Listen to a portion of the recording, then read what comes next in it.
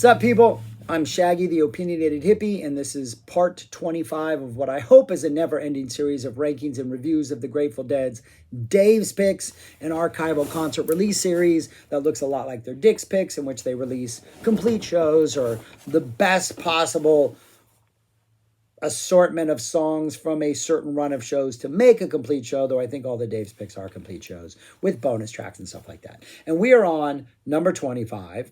I'm going to talk about 25, and then I'm going to show you where I rank 25 in the middle of all those other ones. So, this is a complete show from November 6, 1977. A good year, a great year, one of their best years. But there's disappointment in here, people. I'm going to prepare you right now. Things start off fantastic. Things start off like, man, this is going to be 25 in. This might be a top 5 release, like so far out of the 25. Like we're talking, this is a first set to just end all first sets. This is a fantastic first set. Opens up with a Mississippi half step, Uptown Toodaloo. Every show I've ever seen that opened up with a Mississippi half step, I think was a fantastic show. There was something about the energy that this song brings that just kind of like propels the band down the right path. I think it's that closing solo. And then sometimes you get the main vocal line, and then you get a really nice jam solo into the Across the Rio Grande, and then you get that jammed afterwards. So you almost get like a twofer in one song. This 12 and a half minutes Mississippi is bringing it. It's bringing everything you want out of a Mississippi. It's making you think to yourself, is this the best Mississippi I've ever heard? It's not, but it's in the conversation. I know I got docked for those points. It's in the conversation. It's a fantastic, fantastic Mississippi half step. It sets up this set in a fantastic way, and the band takes that energy and runs with it and does everything you want them to do, performance-wise and also song selection-wise. We get a jackstraw. We get a Tennessee Jed. There's never anything wrong with the Tennessee Jed. Show me a Tennessee Jed that doesn't like somehow save a show or be the highlight of a first set. There aren't those. They're all great. Every Tennessee Jed I've ever heard is fantastic. We get a Mexicali, Me and My Uncle. High energy, both of those. Almost frantic high energy. Almost like, what were we doing before the show? Like, why does this show have too much energy? Is this your energy, or has this energy been induced by something? Because the Mexicali, Me and My Uncle is almost like way too much. Like, okay, we're doing well. We're trying hard, but can we slow it down? They can, because then they bring in a really nice friend of the devil. A really nice friend of the devil. Like, this friend of the devil just works perfectly. Like, it's exactly what you need at this point. Like, nice little Keith piano. Everything's kind of chill. Like, you can still feel that they have energy, but they're not trying to like feed into it too much. It's just like, it's working, right? Just enough to like maybe chill you out too much, but no, not much. They come back with a really strong New Minglewood Blues. I don't compliment New Minglewood Blues that much, but this is a really good New Minglewood Blues. Then we get two great songs. We get a Dupree's Diamond Blues. Not the best Dupree's Diamond Blues. Every once in a while they perform this song and you kind of feel like, oh yeah, they don't perform this song too often, do they? This is one of those where you're like, yeah, you can tell they're a little rusty on this. They're not as like, we got this song. Like in some performances, like anytime I ever saw this in like the 80s or 90s, it seems like every time they dropped, it was like, oh yeah, they're giving it their all. This is one of those that's maybe a little bit hesitant, but it doesn't matter. It's a Dupree's. The good vibes from the rest of the first set carry you through. We get a Passenger, excellent Passenger, another great song choice. And I'm having such an amazing time at this point that when they play Dire Wolf next, I'm enjoying it. I don't like that song. I've been cleared on every video, on every show they played it on. I don't like that song. I like this version because this first set is so amazing that I'm willing to just go with it. Then they close out the first set and disc 1 with The Music Never Stopped. And it is a good Music Never Stopped. That end jam might not be the best end jam of any Music Never Stopped, but it is like, exactly what you want. Your textbook music never stopped jam, where as soon as the vocals end, they sort of like start soloing. And the way I always envision this in my mind in that music never stops solo is they're starting out with purpose, and then things just kind of dissipate, right? And the band members just kind of start to float apart, right? And Jerry's doing his thing over here, and then Phil's doing his thing over here, and Bob's in the middle, and the drummers are maybe going crazy, and Keith is doing these runs, and we get this amazing spacey energy, but it's contained, right? It's contained in this like balloon, but it's filling every space of the balloon. And as their energy heads towards like an exit or heads towards like, the next station, they all start to coalesce, and then they hit that bum, bum, bum, bum, bum, and they drop into that groove perfectly. They kind of messed up the transition in the groove slightly. It's not the smoothest transition, but they immediately find their energy and coalesce around that groove, and then they just jam it out super hard toward a really nice, frenetic, frantic, happy, glorious first set ending. This is a fantastic first set. Like, I have zero things to complain about in this first set. Absolutely love it. So excited after hearing this, because I'm looking at the second set and I see there's a Scarlet Fire in the second set. I'm seeing there's a Saint Stephen. I'm seeing there's a Not Fade Away War Frat. Like, all these really good things, right? Get to the second set. Opens up with a Samson and a Sunrise. Two songs I'm hit and miss on. But the energy is so good.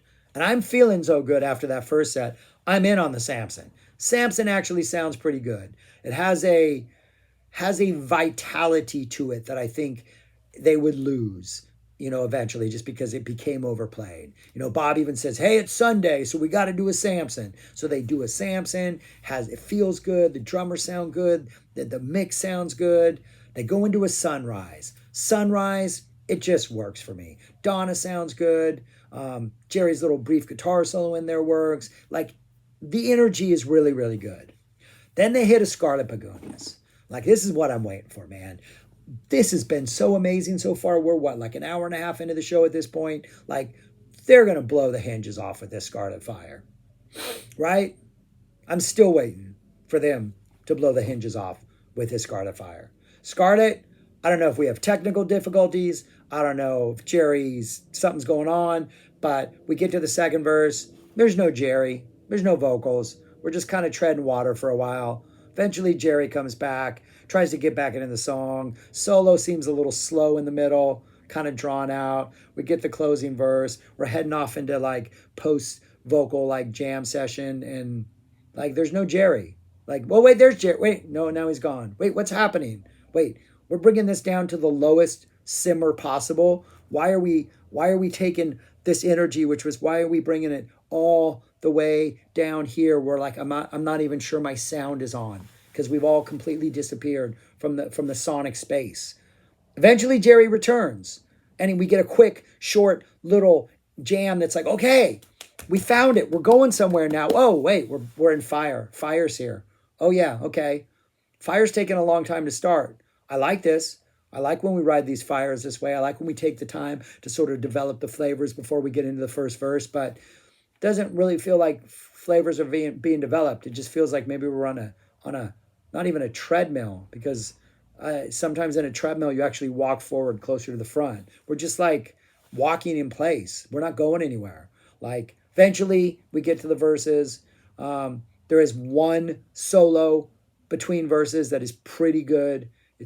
I'm not going to say it's epic, but it's definitely the kind of energy you're looking for in a fire. We get that solo. Everything's feeling really good. It's like, okay, maybe we've saved it. Maybe whatever was wrong has been fixed. We get another verse. We go into another solo. That's starting to pick up. Things are feeling really good. And then all of a sudden, Jerry's going back to Scarlet and we're finishing the song. And it's like, oh, what was that? That was the most 20 minutes total between the Scarlet and the Fire. Like, one good Fire solo and maybe a minute of good Scarlet jamming, and it's just like, what happened, man? This song was a reliable, like, you could rely on epicness Scarlet Fire in 77, but it's not there. And then you know what comes after this to close out the disc, and to close out, not the side, but to follow this and close out disc 2, we get a Good Lovin'. I've been really clear, I'm not a fan of Good Lovin'. Am I going to say that this Good Lovin' is better than that Scarlet Fire? It might be, because it does sound like they're bringing a little bit of energy back. But still, it's not what I want after what is a really disappointing Scarlet Fire. Disc 3, second set continues. We get a St. Stephen. Pretty good St. Stephen. Nothing to complain about. Not a best of all time St. Stephen, but I'm not going to complain about it. We get a drums. We get a Not Fade Away. That's a pretty good Not Fade Away. Again, they're jamming this pretty well. They're not going anywhere too crazy, kind of staying in the same pocket for the whole thing. But it's got some interesting moments. But then we get a Wharf Rat. And everything is just, the Wharf Rat is, it delivers the goods from start to finish. Like the Wharf Rat, all that energy that somehow got dissipated and lost in Scarlet Fire, apparently Jerry found it and put it all directly into his Wharf Rat. It's all there. All that energy. The solo at the end, his performance, Wharf Rat works. That goes into St. Stephen for a super short period of time. And then we get a really nice truckin' to close out the first set. And the truckin', really good truckin', nice little jam at the end, some good energy. Truckin' is trying to like wrap things up and maybe make up for some of the sort of lackluster middle. But yeah, it does, in a way. It's a satisfying ending. But again, and then we get a Johnny Be Good for an encore. So for me, I think the 2 takeaways I have for this, 3 takeaways to just wrap up this show in a neat little capsule is: first set, amazing. Scarlet Fire, what went wrong? And why did the hangover of what went wrong sort of kind of seeped into, I think, a little bit into Good Lovin' and the St. Stephen, a little bit of Not Fade Away. And then Wharf Rat and Truckin', Wharf Rat especially, with a little bit of Truckin', kind of redeemed the ending of it. But yeah, it was just a little disappointing, but an amazing first set. So those are my thoughts on this show. I want to like it more, but that Scarlet Fire gets me every time. And maybe mentally I'm not able to recover. The fact that Good Lovin' follows doesn't help me at all. But yeah, so where would I put this 77 show in this mix? I would put it right about there. There it is. I put it pretty far back. I bumped it all the way back to number 19. That might be an overreaction. It might be a little bit better, but I think I'm still sort of trying to deal with the utter disappointment that was the Scarlet Fire and how it sort of like, hindered or sort of diffused the energy that was there for the rest of the show. Also, I feel like I sat through Samson and Delilah and Sunrise and like actually enjoyed them, knowing that a Scarlet Fire was coming, and then this is the Scarlet Fire that you bring me. I feel like I've been robbed. But anyways, probably an overreaction. I might reassess that, but no, because I think looking at number 16, that 525-77, I think that is one of the weaker May 77 shows, but it's consistently just great 77 and not blow your mind 77. And I don't think it has anything as utterly disappointing as that Scarlet Fire, which I'm sure I'm overreacting on. Yes, but the first set was so good. So I'm putting it at 19. This is a strong list. These Dave's picks are good. Like, he's not picking bad things. So maybe that's right. But yeah, I'm going to put it there. But that's it. Yeah, number 19. Anyways, that's what I got. Thanks for watching. Subscribe, like, share, comment if you listen to this. I really appreciate the comments from people who are going to check these out or have an experience with these Dave's picks or are seeking them out. I love that feedback. I love just any input you have. Thank you very much for all that. You know who you are because you're the ones making the comments. But anyways, that's it. Until next time, peace, take care, all that stuff I said before, and stay safe. And listen to music. Listen to all the music. Talk to you later.